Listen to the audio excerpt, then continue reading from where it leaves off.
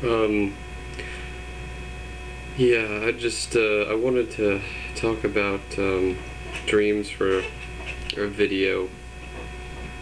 Um, I think it's awesome how if you look back on a dream and you look back on a memory that happened a long time ago, or really it doesn't matter how long ago, but dreams and memories end up kind of meshing together. Hell, I remember a while ago realizing that one of the memories that I had from a while ago was actually a dream.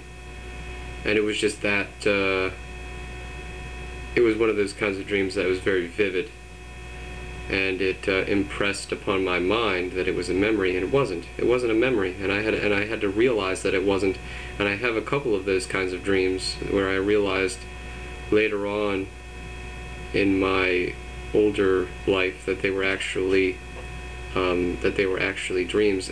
I don't forget my dreams. I have kind of throughout the day. I may remember a dream from a long time ago. I may remember dreams that I hadn't remembered since I had them years ago.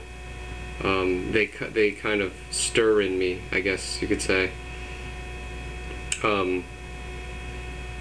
It's really, I think, as far as I know, it's kind of a rare thing to be able to do that, but I've kind of been able to do it since I was a young kid, and memories were always interesting to me, so I always ended up kind of pondering them throughout the day, maybe, and that kind of, I guess, developed my brain to be able to do that, to be able to remember dreams as easily as anything else. So it's always been a good... Yeah, I do have pretty big shoulders. I never really saw that before just now. Look at that. It's a pretty big shoulder. If I had big muscles, it'd be like out to here. That'd be a good big old shoulder, wouldn't it? And my whole Scott Needs Girl, you're damn right. I didn't even anyway, yeah, dreams are interesting to me. I wanted to, yeah, talk about that. The fact that they become the same thing as memories, kind of. Yeah. The past is equivalent to dreams, maybe. Maybe that's what that means.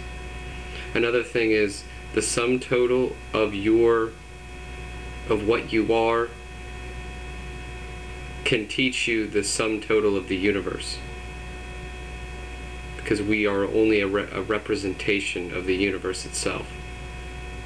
It's all it can ever come to is self-similar returns. So, the way that I described it a while ago was a tree is an altar to the nature of the universe. If you can understand a tree, you can understand the universe. And we are all like trees. We are all like trees because we too are altars to the universe. Our bodies, that is, and what we are in general, are altars to the universe. We're both avatars and altars. How cool is that? It's fucking badass is what it is. Last night, or yesterday, Jesus Christ, stick ham, woo! But I had friends over, and I couldn't help look at myself in the mirror and see that I look like a monk. I look like a damn monk with this bald head. And I also had some what was it, candy from rave culture stuff. I was wearing a bracelet, and that kind of looked like one of the kind of bracelets that they wear in Buddhism. I look like a Buddhist goddamn monk. I don't believe in aestheticism or whatever. So that's kind of... But I do believe the spiritual path is above any kind of sexual ambition, as it were. Sexual ambition. It's just... Because I don't... unless I'm intending to have a kid, I'm not... masturbation is masturbation, you know? It's not any different than masturbation. So what's the big deal? I mean, I've had sex before, so though I do miss it, it's not as big a deal as it seems when you're a virgin. When you're a virgin, you're like, God damn it! The goal is there, and once the goal is beaten, it's kind of like a kid in the kindergarten playground who gets the ball taken from him. He wasn't even playing with it in the first place, but he'll go after it.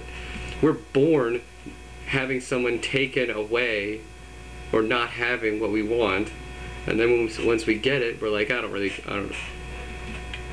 care. At least for me, it's less of a burden of goal when you've already had it before, and it's more of a burden of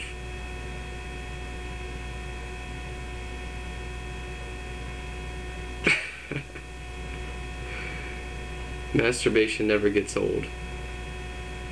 It's a totally different game after you've already had sex. The game is, I'm addicted to pleasure. That's the game. The game initially is, I don't want to die a virgin. And then the game after that is, I want to keep on having sex. That's pretty much what that is, isn't it? And it becomes kind of a part of your personality, your ego becomes a part of that, and you just want to have your dreams are filled with it. Your thoughts around women are filled with it. Masturbation.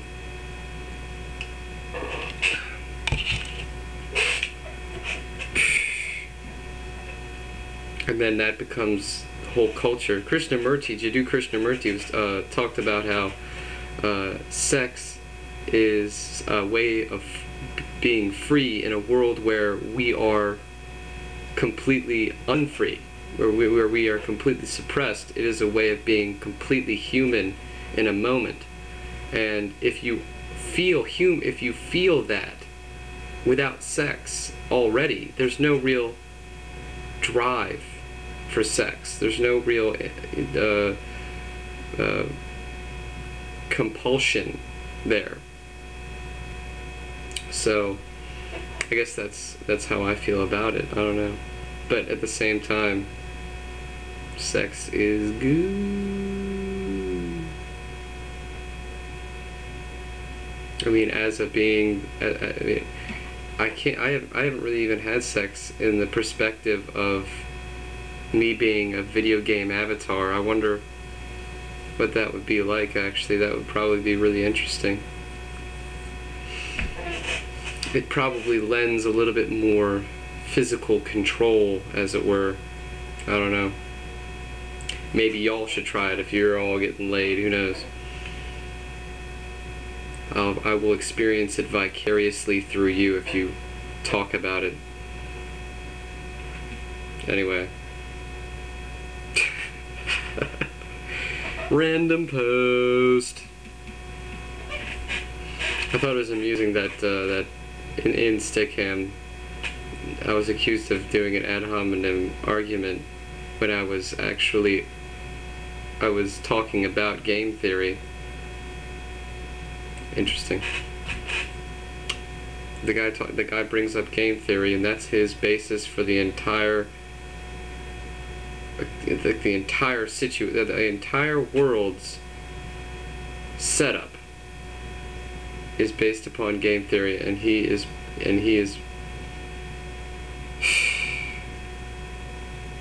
people are morons. People, like, seriously, the scientific thinking people, the people that think science is anything more than a tool, are fucking morons. And they're usually the people that are staunch atheists, that have no idea of their own reality. They're so out there that they have no understanding of what's inside, and it's just pathetic. It's just really pathetic. And then they believe everything they're told from whatever textbook they read in college, because that's just they have no critical thinking, and yet they think that they have critical thought because they're not Christian.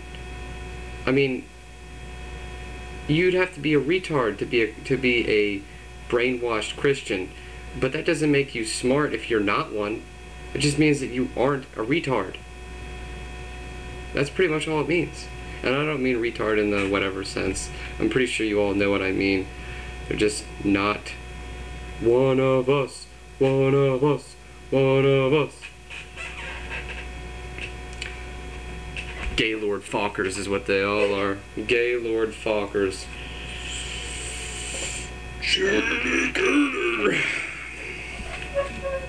Anyway, I'll keep on. I'm gonna be keeping on making videos, people. So keep on watching, or I will kill you all. Yeah.